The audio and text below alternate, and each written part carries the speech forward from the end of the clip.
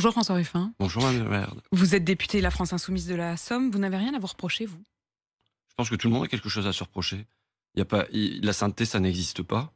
Donc voilà. Mais on la recherche là, non, en politique? Oui, mais enfin, moi, s'il s'agit de parler du cas de Rugy, puisque c'est ça qui est... Oui, mais simplement quand je vous demande, vous, est-ce que vous avez quelque chose à vous reprocher, tout de suite, vous ne savez plus quoi répondre. Non, je vous dis, franchement, je veux dire, qui dans sa vie privée, dans sa vie personnelle, dans sa vie intime et tout ça, au fil de 43 années d'existence, se regarde en face et se dit, moi, je n'ai rien à me reprocher. C'est pas mon cas. La sainteté, je ne suis pas l'incarnation de la sainteté et je veux pas le devenir. Parce que si on croit qu'on est une idole, les idoles, on les brûle. Donc je veux pas de ça. Est-ce qu'il faut que la politique le devienne? Je pense pas qu'il y ait la pureté n'existe pas en ce bas monde. Donc il s'agit pas d'aller vers la pureté, il s'agit pas d'aller vers la sainteté. Maintenant, entre la pureté et le n'importe quoi, il y a du chemin à parcourir, quoi. Alors précisément, François de Rugy qui a effectivement démissionné hier, est-ce que vous estimez que désormais il faut une nouvelle ère? Est-ce que ça veut dire qu'il faut plus de dîner dans les ministères, qu'il faut plus de dîner à l'Assemblée? Est-ce qu'il faut instaurer des véritables nouvelles règles?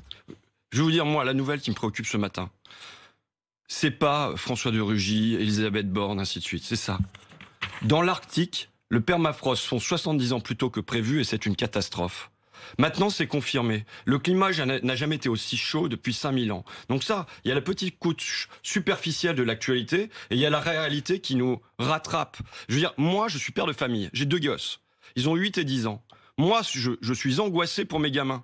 Quelle planète je vais leur laisser? Je sais que vous êtes mère de famille. Peut-être que vous êtes angoissé pour vous, mais vous devez l'être aussi pour vos gosses. On est en train de crever. On envoie la planète droit dans le mur. C'est ça la question qui est posée. C'est pas la question de Rugy, Borne et ainsi de suite. Et moi, quand je me suis attaqué à de Rugy, parce que je me suis attaqué à de Rugy dès son entrée à l'Assemblée, puis dès sa nomination, j'ai demandé sa démission. Pourquoi ? Parce qu'il n'incarne pas une écologie de rupture, parce que c'est la petite couche superficielle, c'est le vernis écologique et ce n'est pas le grand... Vous ne l'avez pas attaqué que sur l'écologie, si. François Ruffin. Vous l'avez aussi attaqué sur ce que vous appeliez la vie de château, non, précisément. L'écologie de château. L'écologie de château, c'est quoi l'écologie de château? C'est de décider d'instaurer une taxe gasoil, quand bien même cette taxe gasoil, elle touche les plus pauvres de ce pays plus massivement. Aujourd'hui, en France, les 10% les plus riches émettent 8 fois plus de gaz à effet de serre que les 10% les plus pauvres.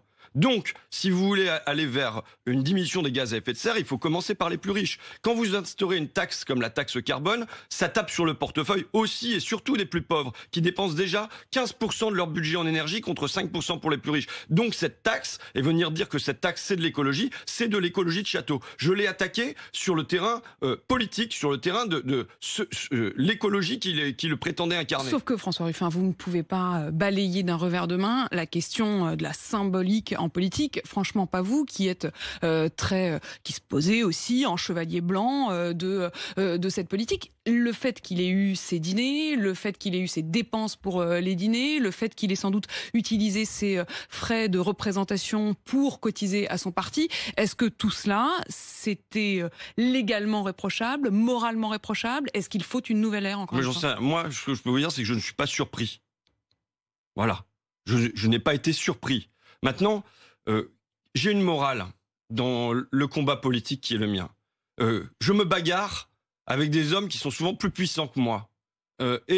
Qui à un contre un. Ne jouez pas non plus les petits poussets, François Ruffin. Vous avez vous-même trouvé une place. Oui, d'accord, mais je veux dire, ils sont ministres, ils ont un parti où ils sont 300 à l'intérieur de l'hémicycle, et nous, on est les petits à gauche. Donc voilà, et face à ça, moi maintenant, depuis qu'il y a eu les révélations de Mediapart, je n'ai pas tweeté, je n'ai pas fait de page Facebook, je n'ai pas fait de commentaires sur ça. Pourquoi ? Parce que l'homme est à terre. Il est attaqué par des tweets tous azimuts. Il n'y a plus besoin de moi. Vous voyez ce que je veux dire ? C'est pas, moi, j'ai pas envie de taper un homme qui est à terre. Donc voilà, pour moi, c'est derrière nous. Quand il tweet hier, justement, qu'il fait une référence à Pierre Bérégovoy, est-ce que ça, vous le comprenez humainement ? C'est pas ma question. Je veux dire, je m'en fiche. Je veux dire, je trouve qu'il conserve une morgue jusque dans la chute, mais c'est son problème, c'est pas le mien. Moi, c'est pas ça. Je vous redis, aujourd'hui, par exemple, la question, c'est la question de est-ce qu'on signe un accord avec le Canada ? On va y revenir. Non, mais François Ruffin, je vais vous bien dire, sûr qu'on va parler du CETA. Mais la politique, c'est aussi une question de représentation. Mais précisément, est-ce que ces dîners doivent être supprimés ? La représentation, la représentation, là, c'est quoi ? C'est que le ministre de l'écologie ne s'est pas prononcé sur le CETA. C'est un traité dans lequel on a 96 fois le mot concurrence, on a 0 fois le mot biodiversité, 0 fois le mot réchauffement. Les experts missionnés par le Premier ministre lui-même viennent dire il n'y a rien sur le climat dans cet accord et on a l'absence du ministre de l'écologie. Excusez-moi, mais pour la suite des événements, et les événements qui sont catastrophiques pour vous, pour vos enfants, il me semble beaucoup plus préoccupant l'absence de François de Rugy sur ce dossier que Léo Mar. Il y a une nouvelle ministre de l'écologie qui a été nommée cette nuit, Elisabeth Borne. Elle sera aux manettes. Oui, je veux dire, déjà, la nomination de François de Rugy démontrait qu'il n'y avait pas d'ambition pour l'écologie du côté de Macron. Mais il n'y avait rien dans le programme de Macron sur l'écologie. Donc ça lui est venu après. Bon, tant mieux, tout le monde peut avoir des révélations. Mais on a désormais une nouvelle ministre qui n'a jamais prononcé un discours sur l'écologie. Là, il faut voir qu'aujourd'hui, pour être ministre de l'écologie... Vous ne lui faites pas confiance pour être une bonne ministre de l'écologie? Non, absolument pas. Parce que pourquoi? Parce que pour être ministre de l'écologie aujourd'hui, il faut être animé par une foi et par une fougue. Contre les lobbies. Contre ses collègues. Enfin ça n'a pas suffi à Nicolas Hulot qui était animé par une foi et par une fougue. Ça n'a pas suffi. Donc vous imaginez si vous ne l'avez pas. Et face au ministère de Bercy. Pourquoi? Parce qu'aujourd'hui, tous les dossiers devraient passer par le ministère de l'écologie. Tous les dossiers. Aujourd'hui, tous les dossiers passent par le ministère de l'économie. C'est l'économie qui prime en permanence. C'est la croissance. C'est le nombre de milliards et de millions et d'euros et de dollars. Mais aujourd'hui, ce qui devrait peser, c'est qu'est-ce que ça fait pour le réchauffement climatique. Il est évident que Elisabeth Borne n'est pas animée par ça. Il est évident qu'elle n'incarne pas ça, et même, on peut dire, dans sa carrière, entre le démontage de la SNCF, elle a été porteuse du nouveau pacte ferroviaire, et on peut dire la même chose que ce que j'ai dit pour le CETA. Le nouveau pacte ferroviaire, c'est 86 fois concurrence, 0 fois réchauffement, 0 fois climat, 0 fois biodiversité. Aucune interrogation sur le fret ferroviaire. Elle a laissé mourir, vous savez, le train Perpignan-Rungis. Alors, il roule à nouveau. Il roule à vide. Il roule à vide, c'est formidable. Parce que les producteurs avaient pris d'autres dispositions pensant que ce train ne roulerait plus. Le gouvernement, elle est là depuis 2 ans. Ça fait depuis 2 ans, à la place de privatiser la SNCF, peut-être qu'elle pouvait s'interroger sur comment on fait remonter le taux de fret ferroviaire dans le pays, qui est passé de 30% à 8%. Sauf que si on prend votre exemple, il ne fonctionne plus puisque le train, on est bien d'accord, roule. Oui, mais d'accord, mais il roule. Mais pourquoi ils ont pensé que ça ne roulerait plus parce qu'il n'y avait plus d'investissement de la SNCF sur le fret ferroviaire. Enfin là, vous devriez applaudir. Pour une fois, vous devriez dire, si, finalement, ils ont sauvé ce train, non? Vous rigolez, vous avez un train, Madame de Malherbe. Je vous parle sérieusement, moi. Je vous parle sérieusement, ça veut dire... Non. Roule. Vous me parlez pas sérieusement, Madame de Malherbe. Moi, je vous parle parce que je pense à ce qui se passe sur notre planète et à ce qui se passe en matière de réchauffement climatique en France. Je vous ai laissé. Non. Je vous reprends juste sur ce train qui, en l'occurrence, roule. Non, mais il roule à vide. Ça veut dire qu'à côté, vous avez 20 000 camions par an. Ça veut dire 20 000 camions qui produisent des gaz à effet de serre, 20 000 camions qui produisent du réchauffement climatique. Bien sûr, ça c'est un problème, mais c'est pas la responsabilité de la ministre des Transports. Mais bien sûr que si. Mais bien sûr que si. Qui doit simplement maintenant faire rouler le train. Le train roule, il faut que vous convainquiez les producteurs, les consommateurs d'utiliser ce train. Essayez de juste pas faire votre métier de journaliste de manière superficielle, mais de le faire avec animé par l'esprit. François Ruffin, je n'ai pas besoin de vos leçons. Je vous dis simplement que le train roule. Non, voilà. Il roule. Mais d'accord, mais il roule à vide. Et vous avez à côté 20 000 camions qui émettent du gaz à effet de serre, 20 000 camions qui transportent les fruits et légumes vers Paris. Alors que depuis le milieu du 19e siècle, c'est par le rail que ça se passe en France, ce transport-là. Là, c'est fini. Et c'est fini pourquoi? Parce que depuis 2 ans, le gouvernement, il n'a pas regardé ce qu'il pouvait faire sur le train Paris-Rungis. Donc on arrive, on est droit dans le mur, et puis on dit, faut quand même maintenir le symbole. Donc on a une écologie symbolique qui fait rouler des trains vides. C'est ce qu'il y a de plus absurde. La question des symboles, pardon, mais j'y reviens, cette question de la moralisation de la vie politique et de la vie publique, c'est un de vos chevaux de bataille, un des chevaux de bataille de la France insoumise, et pourtant on se rend compte que la question de la morale, elle est partout posée. Regardez au sein de votre groupe, quand vous voyez qu'Alexis Corbière ou Rachel Garrido étaient dans un HLM, que Daniel Simonel l'a été, qu'on découvre que Sophia Chikirou, l'ancienne directrice de la communication de Jean-Luc Mélenchon, habite elle aussi dans un logement à loyer libre. Est-ce que vous estimez que ce n'est pas moral, là encore? J'en sais rien. Franchement, je me suis pas prononcé sur le cas de Rugy. Alors me demandez pas de me prononcer sur ça. Je sais, moi, ce que je fais pour là, moi. ils sont de votre famille, c'est important. Oui, ben d'accord, mais je sais que moi, je n'habite pas dans du logement social. J'habite dans mon habitation à Amiens, en face du Parc Saint-Pierre. Je sais que je loge dans mon bureau à l'Assemblée nationale, où je déplie mon lit tous les soirs. Et voilà. Et c'est une femme de ménage. Pour certains, mais pas pour d'autres. Alors. Et c'est une femme de ménage. Et c'est une femme de ménage de l'Assemblée nationale qui vient faire mon ménage. Si je vais vous dire ce pourquoi je me bats dans le pays, je me bats pour qu'il y ait plus de trains qui roulent à vide, mais qu'on passer un maximum de camions sur les rails et que les marchandises circulent moins à l'échelle internationale et à l'échelle nationale. Mais je me bats aussi pour que les femmes de ménage de l'Assemblée nationale elles soient payées autre chose. Vous vous battez aussi pour qu'il y ait plus de justice. Est-ce juste que Sophia Chikirou, par exemple, vit dans un loyer, dans un appartement à loyer libre ? Je le découvre. Ne me demandez pas de me prononcer pour une situation que je découvre, vous voyez, donc bon. Qui a été quand même découverte par Le Point il y a une semaine. Oui, d'accord, écoutez, moi je l'ai pas vu et voilà, donc. Et puis je vous assure que moi mon combat, je sais ce que je fais pour moi. J'essaye de faire de mon mieux pour la transparence aussi. Je mets des trucs sur à qui je fais des dons et ainsi de suite. Maintenant, la transparence sur votre utilisation des frais de représentation, vous voulez dire ? Voilà. Là-dessus. Sur les frais de représentation ? Mais sur les frais de représentation, aussi sur mes frais, puisque je ne touche pas l'intégralité de mon salaire, vous savez. Pourquoi vous ne touchez pas l'intégralité ? Parce que j'ai choisi de me mettre au SMIC, je l'ai dit pendant ma campagne. Et vous avez d'autres sources de revenus ? Pas pendant mon mandat, mais j'en ai eu antérieurement, et voilà, donc j'ai fait des films, et ça va, je vis bien, j'ai pas de problème de ce côté-là. Mais c'est pas le sujet, je vous assure que vous avez aujourd'hui, vous voyez, vous avez aujourd'hui un accord de libre-échange qui va être signé. Venons-en à cela, mais ce CETA. Parce que l'essentiel de ce que les gens ils doivent se demander, c'est est-ce que les politiques, ils mènent les affaires pour l'argent ou pour les gens ?